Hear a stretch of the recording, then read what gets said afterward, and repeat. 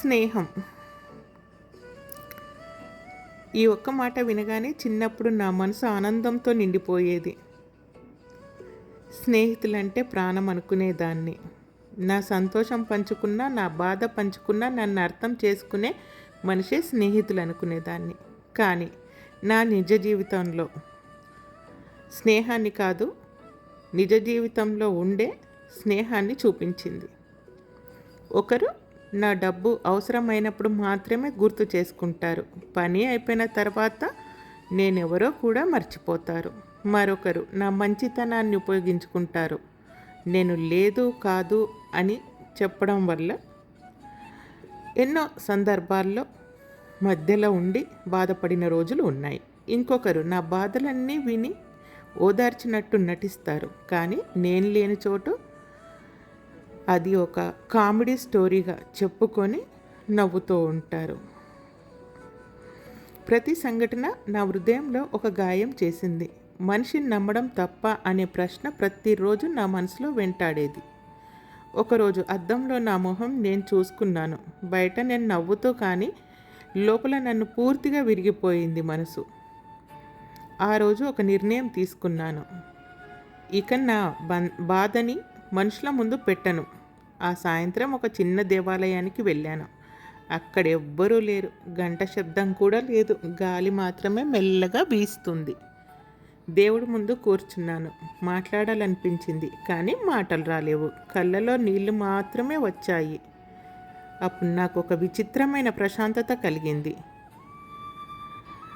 నువ్వు చెప్పవలసిన అవసరం లేదు, నాకు తెలుసు అని ఎవరో నా మనసుతో మాట్లాడినట్టుగా అనిపించింది.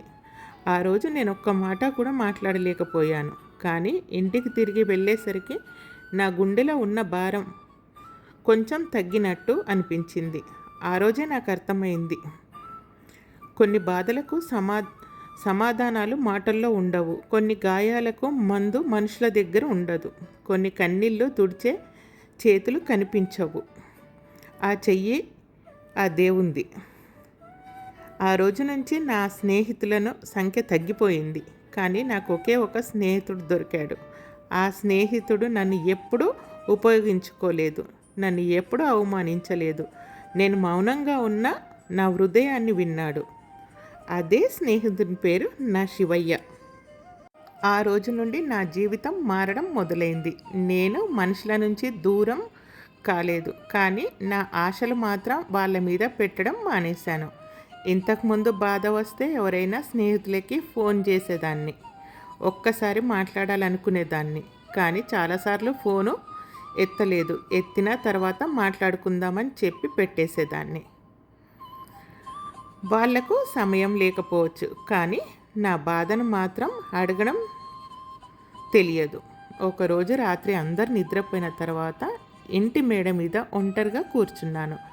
ఆకాశంలో చంద్రుడు ఉన్నాడు. చుట్టూ నిశ్శబ్దం. ఆ నిశ్శబ్దంలో నా జీవితాన్ని ఒక్కసారి వెనక్కి తిరిగి చూశాను.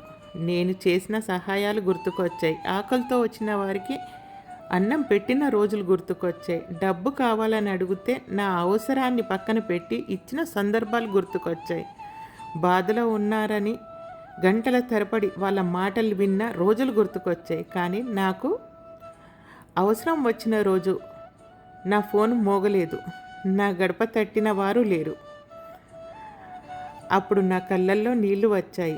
దేవుడా, నేను అంత తప్పు చేశానా?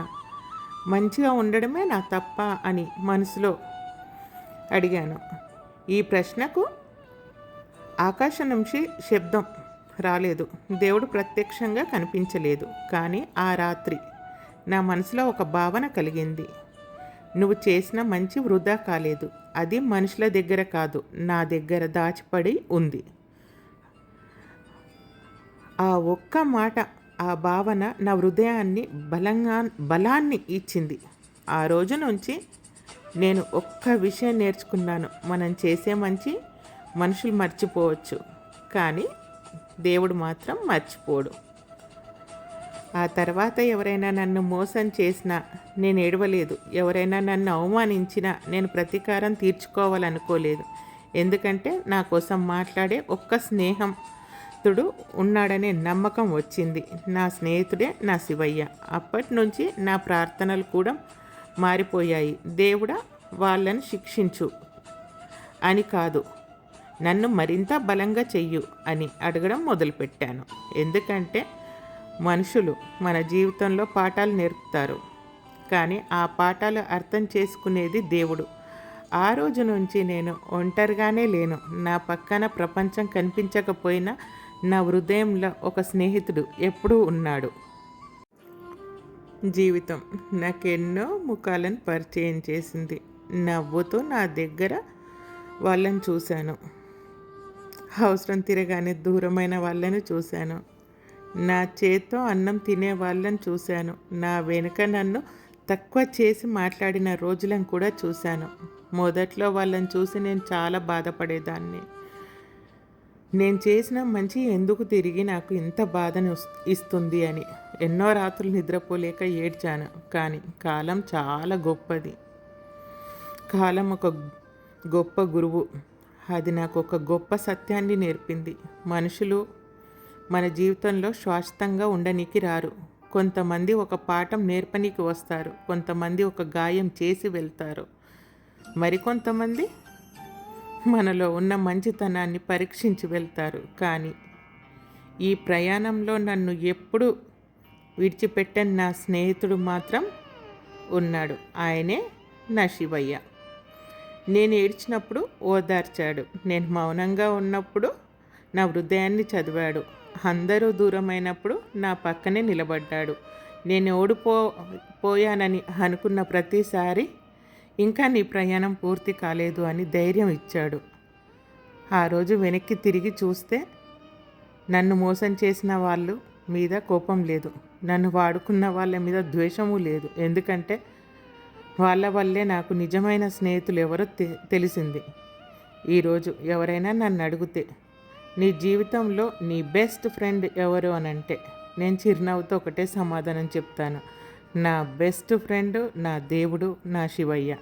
ఆయనతో మాట్లాడడానికి పెద్ద పెద్ద ప్రార్థనలు అవసరం లేదు. ఆయనకు మన బాధ చెప్పడానికి అందమైన మాటలు అవసరం లేదు. నిజమైన మనసు ఉంటే చాలు. ఆయన మన కన్నీళ్లకు భాషను కూడా అర్థం చేసుకుంటాడు. అందుకే మీ జీవితంలో కూడా ఎప్పుడైనా అందరు మిమ్మల్ని వదిలేసినట్లు అనిపిస్తే ఒక్కసారి నిశ్శబ్దంగా ఆ దేవుడి ముందు కూర్చోండి. మీరు మాట్లాడకపోయినా ఆయన వింటాడు, మీరు అడగకపోయినా ఆయన అర్థం చేసుకుంటాడు. మీరు ఒంటరి వారు కాదు. ఎందుకంటే దేవుడు మీతో ఉన్నంత వరకు మీరు ఎప్పటికీ ఒంటరి వారు కాదు. హర హర మహాదేవ శంభో శంకర.